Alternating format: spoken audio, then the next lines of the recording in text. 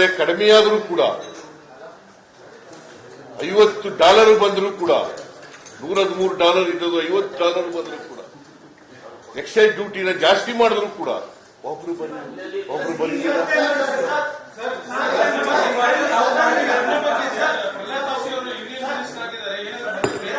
ಈಗ ಆಯ್ತು ನಿಂದಾಯ್ತು ಅವರು ಬರೀ ಈ ಕಡೆ ಬರ್ರಿ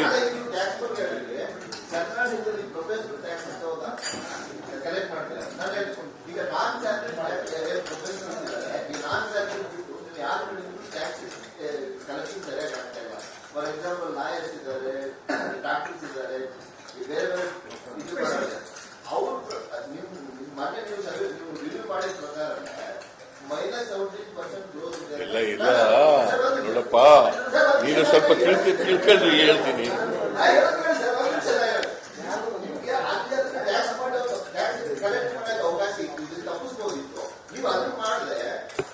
ಅದನ್ನು ಮಾಡ್ತಾ ಇದೀವಿ.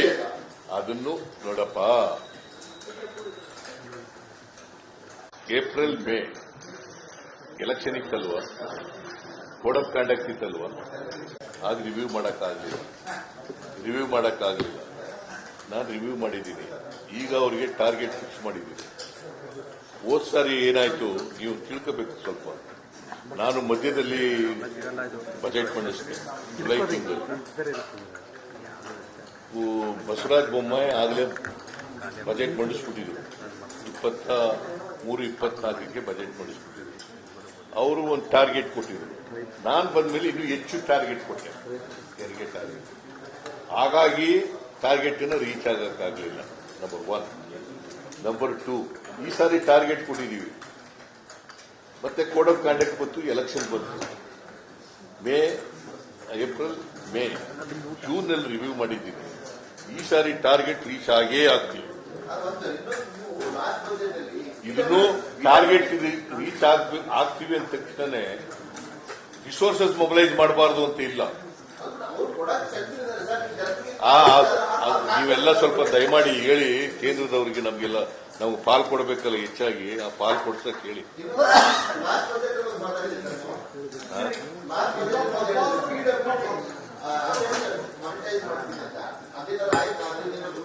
ಇಲ್ಲ, ಅದು ಆಮೇಲೆ ಹೇಳ್ತೀನಿ. ನಿಂದಾಗೋಯ್ತು ಬಿಡಪ್ಪ, ನಿಂದಾಗೋಯ್ತು. ನಮ್ದೇ ಪ್ರಶ್ನೆ ಕೇಳ, ನಿಮ್ ಕೋಟ ಮುಗಿದೋಯ್ತು.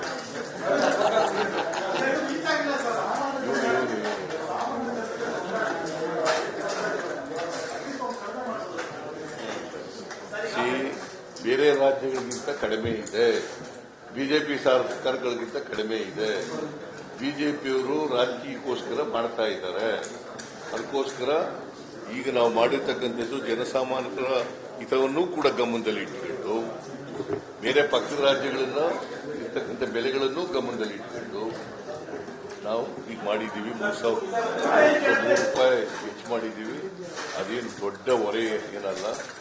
ಜನ ಇಲ್ಲ, ಬಿಜೆಪಿಯವರು ಮಾಡ್ತಾ ಇರೋದು, ನೀವು ಮಾಡ್ತಾ ಇರೋದು.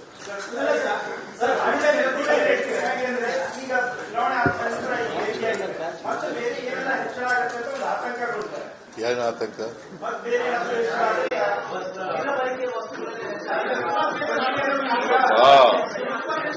ನಾವು ಎಲ್ಲಿ ಜನರಿಗೆ ತೊಂದರೆ ಆಗಲಿ ರೀತಿಯಲ್ಲಿ ಈಗ ರಿಸೋರ್ಸಸ್ ಅನ್ನ ಮೊಬಿಲೈಸ್ ಮಾಡತಕ್ಕಂಥ ಪ್ರಯತ್ನವನ್ನು ಮಾಡಿದ್ದೀವಿ.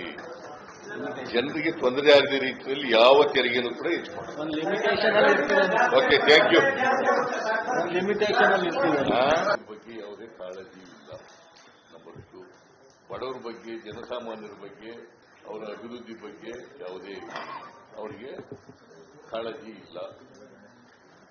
5 ವರ್ಷ ನರೇಂದ್ರ ಮೋದಿಯವರು ಯದ್ವಾ ತದ್ವಾ ಬೆಲೆ ಏರಿಸಿದ್ರು ಕೂಡ ಅದನ್ನು ಕಡಿಮೆ ಮಾಡಿ ಅಂತ ಹೇಳ್ತಕ್ಕಂಥದ್ದು ಮಾಡಲಿಲ್ಲ. ರಾಜ್ಯ ಸರ್ಕಾರಕ್ಕೆ ಅನ್ಯಾಯ ಆಗ್ತಾ ಇದ್ರು ಕೂಡ ತೆರಿಗೆ ಪಾಲಲ್ಲಿ ಅನ್ಯಾಯ ಆಯಿತು, ಬೇರೆ ಬೇರೆ ಇದರಲ್ಲಿ ಅನ್ಯಾಯ ಆಯಿತು, ಆದರೂ ಕೂಡ ಮಾತಾಡಲಿಲ್ಲ.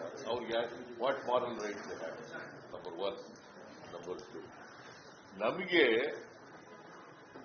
ಬಹಳ ಜನ ಪಾರ್ಲಿಮೆಂಟ್ನಲ್ಲಿ ಸೀಟ್ ಕಡಿಮೆ ಆಗೋಯ್ತು, ವೋಟ್ ಕಡಿಮೆ ಆಗೋಯ್ತು. ನಮ್ಗೆ ಎಷ್ಟು ಕೋಟ ವೋಟ್ ಬಂದಿದ್ದು? 31 ಇಂದ 45%ಗಿಂತ ಜಾಸ್ತಿ ಆಗಿದೆ ವೋಟ್ ಪರ್ಸೆಂಟ್.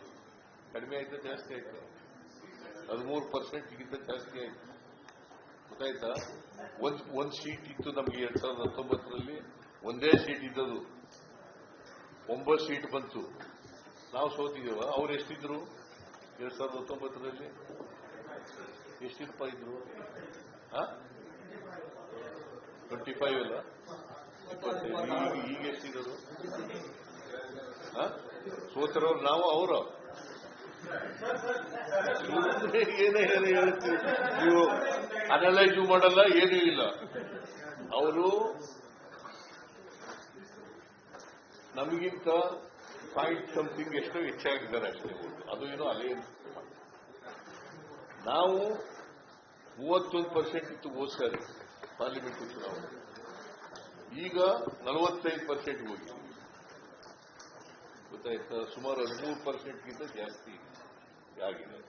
ಒಂದು ಸೀಟಿಂದ 9 ಸೀಟ್ಗೆ ಹೋಗಿದ್ದೀವಿ. ಕೇಂದ್ರದಲ್ಲಿ ಅವರು ಎಷ್ಟು ಸೀಟ್ ಇದ್ರು? ಬಿಜೆಪಿ ಎಷ್ಟಿದ್ರಯ್ಯ? ಎಷ್ಟಿದ್ರಪ್ಪ? ಬಿಜೆಪಿ ಎಷ್ಟಿತ್ತಯ್ಯ ಕೇಂದ್ರದಲ್ಲಿ? 303 ಇದ್ರು. ಈಗ ಎಷ್ಟು ಬಂದವ್ರೆ? 240 ಬಂದವ್ರು. ಯಾರು ಸೋತಿರೋರು? ಯಾರು? ಸುಮ್ಮನೆ ಗೊತ್ತಿದ್ದೇನೆ ಏನೋ ಪ್ರಶ್ನೆ ಕೇಳೋದು. ಇವನು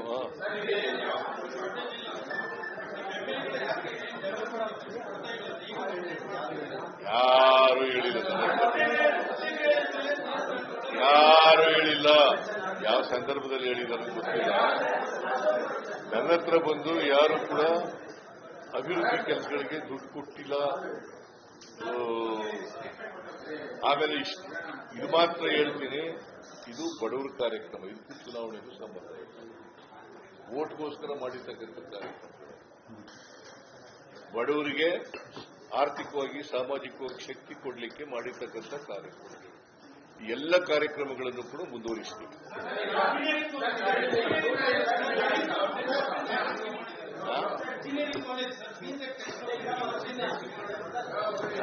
ಸಂಬಂಧನ ಸಂಬಂಧ ಇದ್ರೆ ಕೇಳಯ್ಯ.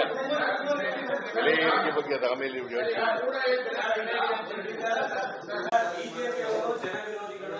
ಬೆಲೆ ಏರಿಕೆ ಮಾಡಿದ್ರು, ನೀವು ಪ್ರೊಟೆಸ್ಟ್ ಮಾಡಿದ್ರಿ, ನೀವು ಅದರ ವಿರುದ್ಧ ಹೋರಾಟ ಮಾಡಿದ್ರಿ.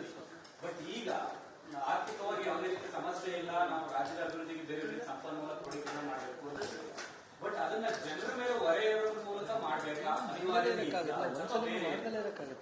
ನೋಡಪ್ಪ, ಸಂಪನ್ಮೂಲ ಕ್ರೋಢೀಕರಣ ಮಾಡೋದು ಅಂದ್ರೆ ಹೆಂಗೆ? ಹೆಂಗೆ ಸಂಪನ್ಮೂಲ ಕ್ರೋಢೀಕರಣ? ನಾಳೆ ಆಡ್ರಿ ಇವ್ರು ಕೇಳ್ತಾವ್ರೆ, ನೀವು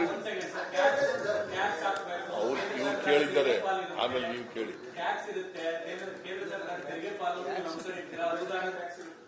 ನೀವು ಎಷ್ಟು ಸಾರಿ ಈ ತರ ಬರ್ದಿದ್ದೀರಿ ಅದ್ರ ವಿರುದ್ಧವಾಗಿ, ಕೇಂದ್ರ ಸರ್ಕಾರದ ವಿರುದ್ಧ? ಎಲ್ಲ ನೀವು ಹೇಳಪ್ಪ, ನೀನು ಎಷ್ಟು ಬರ್ದಿದ್ದೀನಿ? ನಿಮ್ಮ ಪತ್ರಿಕೆ ಯಾರು? ಯಾವ ಪತ್ರಿಕೆ? ಆಯ್ತ್ರಿ, ಏನ್ ನಾವು ನೋಡಿದೆ ಟಿವಿನಲ್ಲಿ, ಏನ್ ಸರ್ಕಾರದ ದುಡ್ಡು, ಜನರ ದುಡ್ಡು, ನಾನೆಲ್ಲ ಟಿವಿನಲ್ಲಿ ನೋಡಿದೆ. ಅವರು ನರೇಂದ್ರ ಮೋದಿ ಅವರು ಇದೆಲ್ಲ ಎಕ್ಸೈಸ್ ಡ್ಯೂಟಿ ಹೆಚ್ಚು ಮಾಡಿದಾಗ ನೀವೇನು ವಿರೋಧ ಮಾಡಿದ್ರಿ? ಏನ್ ಬರ್ದ್ರಿ? ನಾವು ಪ್ರತಿಭಟನೆ ಮಾಡೋದು, ನೀವೇನು ಬರ್ದ್ರಿ?